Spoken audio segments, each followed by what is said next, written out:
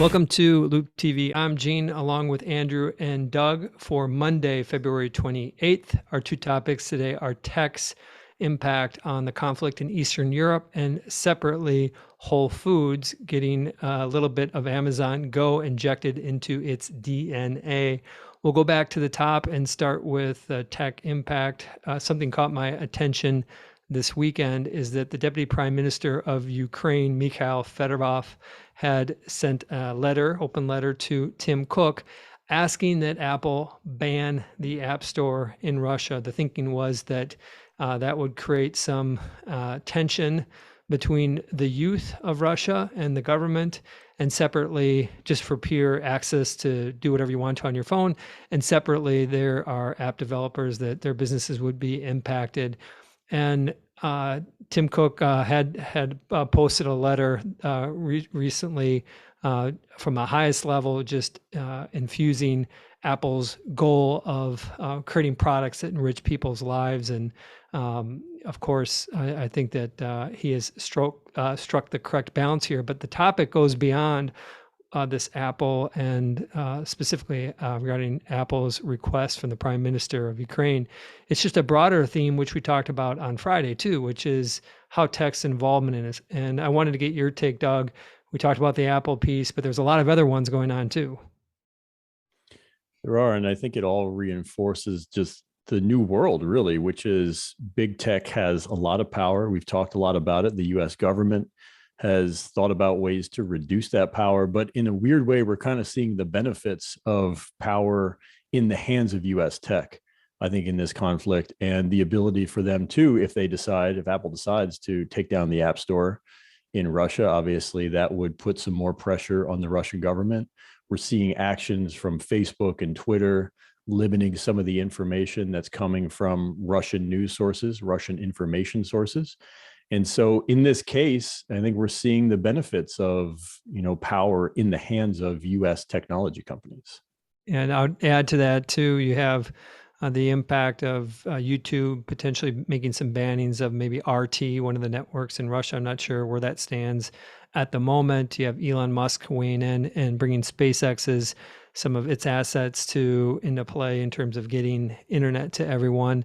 It just feels almost like it's beyond headlines at this point. It just feels almost like a collaboration with tech companies, U.S. tech companies, to try to influence this outcome for the better. Would you agree with that? And if you do, why the move? Is it just because of the circumstances? It seems a little bit outside of where they typically would want to venture.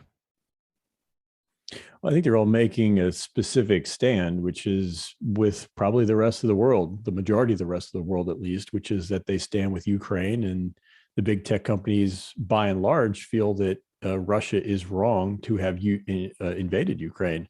I think the thing that gets challenging, though, is obviously these companies still want to serve their users in Russia, and the Russian people have not really done anything wrong. They're sort of in many ways caught in this conflict that was a decision made by their president. And it can get to be punitive if they go too far. I think that you could risk sort of alienating, the people of Russia. And I think that, generally they're probably good people. And you want them to be a friendly nation to the United States and to the West over the long term. So I think you need to find these happy mediums where you put pressure on the government in Russia, don't put over or undue pressure on the people of Russia, who are already under a lot of pressure with the financial sanctions. And I think the App Store is a perfect case. I think Apple will be very careful to decide what they want to do with the App Store and balance that necessity, which is they want to serve the Russian people, but they also want to make sure that they do the right thing in terms of trying to encourage a peaceful end to the Ukraine conflict. It would seem that the dynamics around the request to Apple in terms of limiting the access or removing the access to the App Store is different than what Facebook and YouTube have doing. That's more about trying to clean up some of the misinformation. Last I saw, both Facebook and Twitter were available in Russia with some efforts to censor some of the specific information coming from Russian sources. this is a little bit dated from last night, but I also understand that they've been metering some of the speed of it downward to try to, so people can't feel like they've been totally shut off of Facebook. That could create some unrest if there's a sense that the government is blocking Facebook. So they just slow it down and make it kind of hard for everybody. I think that the key takeaway, I'm going to give you a last word, but I'll give you my last word before I turn it back to you, is that, we've always known that these companies are powerful. Facebook has had a big impact, or perceived a big impact, whether true or not, on previous elections. And I suspect that these assets, these tech giant assets, are going to be more favorably viewed. I'm an optimistic guy, more favorably viewed in the eyes of U.S. Senators and lawmakers over the long time. I'll give you a final word. If you're saying you think they'll be more favorably viewed because of this conflict, I don't know that I agree with that. I think that the political winds have sort of been what they are against big tech. And I don't know that they will necessarily change. I mean, eventually we're going to move past this conflict. This is very topical right now. It's a very difficult event. But if you fast forward 2 months from now, we're probably not going to be talking about Ukraine. And we're probably going to be talking still about big tech power. And I would disagree and say, I don't think that anything big tech is doing here will necessarily change the political reality for them in Europe or in the US. Even though I think that we are seeing why maybe it should. And so maybe I'm skirting in the middle of what you're arguing, but my argument is I don't think the politicians will change. I do think they should think about what they are learning here, which is the power and the benefits of having big tech on your side.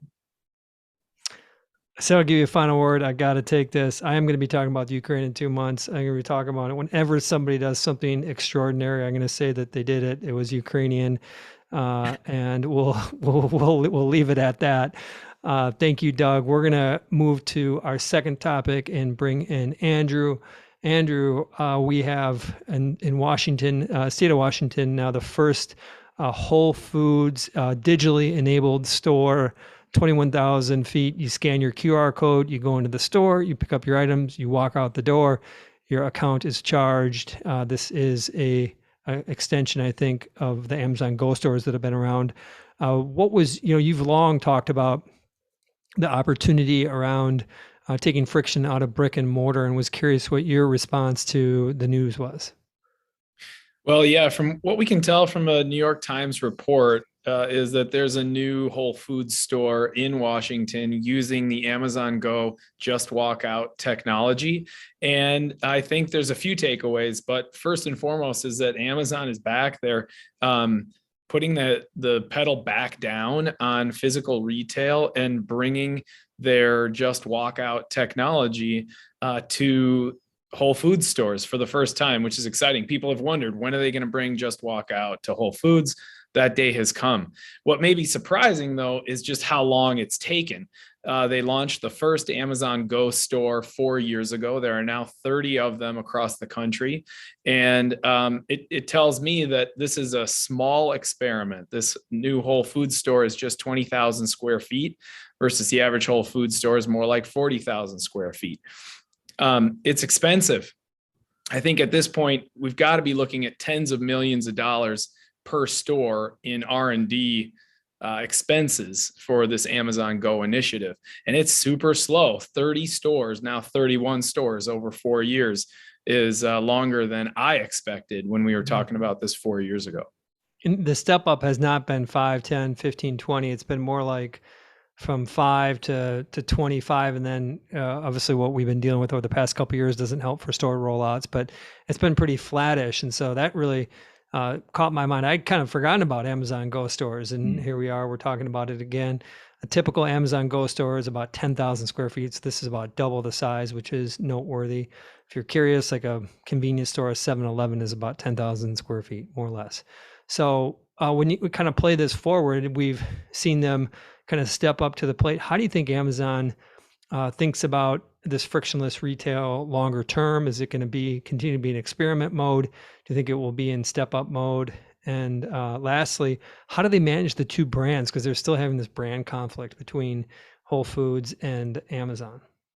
Yeah, first, I think that Amazon will continue to relentlessly make the customer experience more convenient, right? They will stop at nothing, no expense, no effort is too large to make things more convenient for customers to buy stuff from them. That's what we're seeing here with them rolling out this expensive technology to potentially 550,000 square foot stores over the next 10, maybe even 20 years. It's just such a monster project and moving so slowly, but you got to admire their commitment to it. And it's good, by the way, it's going to happen though, right? Eventually, we're not going to Yes. have cashiers in 15 years, are we? Yeah, we may be looking at 10, 15, 20 years of this expansion effort to convert Whole Foods to Amazon Go like technology. But I think I fall in your camp where this is going to be a long road, but it is an inevitable one. Got it. And then on the brand side. Yeah, they've confused a lot of folks. I may be the only one who misspeaks when I tell my wife I'm going to run to Amazon or I mean Whole Foods real quick, because I don't think many people associate Whole Foods with Amazon. And yet they're bringing Amazon Go technology to Whole Foods. And I think that they have a small portfolio of grocery brands, but Whole Foods is the strongest. There's 500 Whole Foods stores across the country, and there's 30 Amazon Go stores. People don't think of Amazon when they think of brick and mortar retail, but Whole Foods has a strong brick and mortar brand. So over time, as this rollout continues, when Amazon technology comes to Whole Foods, I think we'll continue to see what the New York Times called the Amazonification of Whole Foods. And it remains to be seen how they're going to do it. They've incorporated Amazon Prime branding and benefits into the customer experience.